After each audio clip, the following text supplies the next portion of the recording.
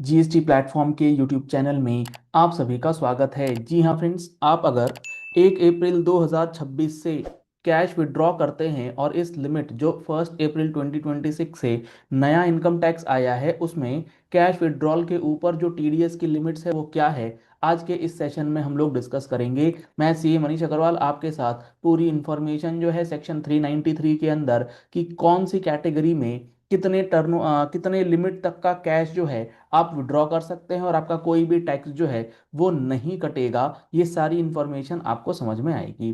जुड़े रहिएगा इस वीडियो के एंड तक ताकि आपको भी किसी प्रकार का कोई भी कंफ्यूजन जो है वो इस सेक्शन 393 जो कि कैश विड्रॉल की बात करता है उसके अंदर रहे। आप यहाँ पर देख पा रहे हैं स्क्रीन के ऊपर जो हम लोगों ने ओपन करा है सेक्शन 393 सब सेक्शन 3। ये क्या कहता है? ये कहता है any sum paid in cash from one or more accounts maintained by any person hereinafter referred to as the recipient। यानी कि आपने अगर कोई भी अमाउंट विड्रॉ करा है किसमें? कैश में। कैश विड्रॉ अगर आप करते हैं कहां से? वन और मोर अकाउंट्स, एक या उससे ज्यादा अकाउंट। मान लीजिए एक पर्सन है एक्स वाई जेड, इसका एक पैन नंबर है और इस पैन नंबर से इसने बैंक वन के अंदर मान लीजिए एसबीआई में अकाउंट खुलवा रखा है। इसने एसबीआई में एक दूसरा अकाउंट खुलवा रखा है, एक करंट अकाउंट खुलवा रखा है, एक सेविंग अकाउंट खुलवा रखा है और इसने एक ओडी अकाउंट खुलवा रखा है एसबीआई में ही। अब यहां पर ये क्या करता है? ये कैश विथड्रॉ कर रहा है। जब कैश विथड्रॉ कर रहा है बैंक से, इसका मतलब ये बैंक जो है वो एज अ पेयर इस पर्सन को कैश में पेमेंट कर रही है।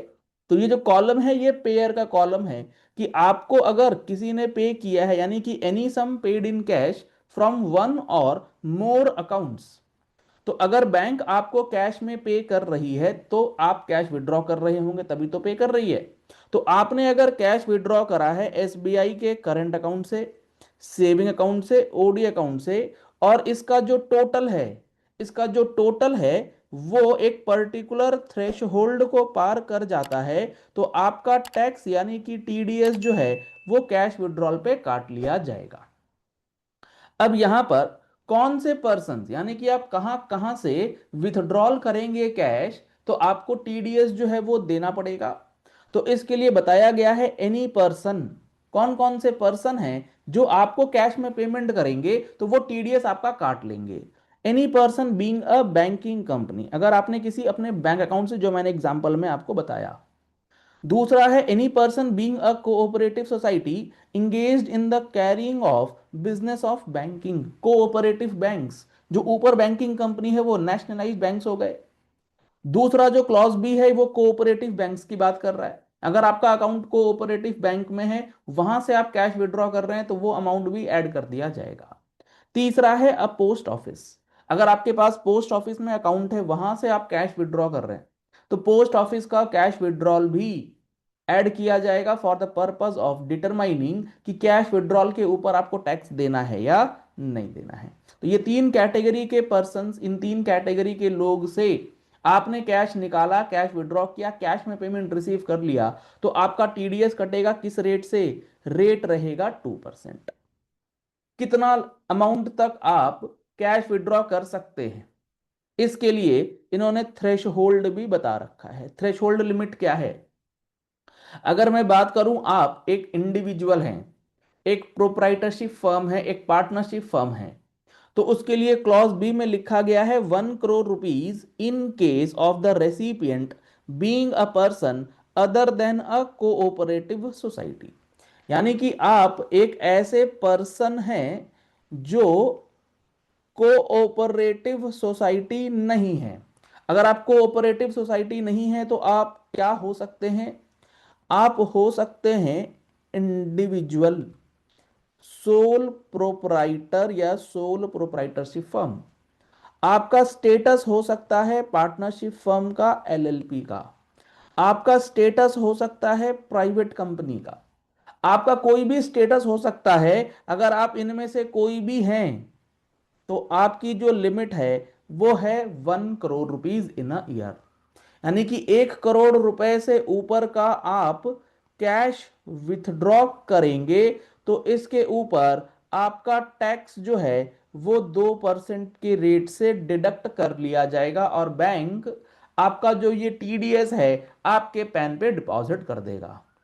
अगर आप कोऑपरेटिव सोसाइटी हैं तो आपकी जो ये 1 करोड़ की लिमिट है ये बढ़ा करके कर दी जाएगी 3 करोड़ रुपए।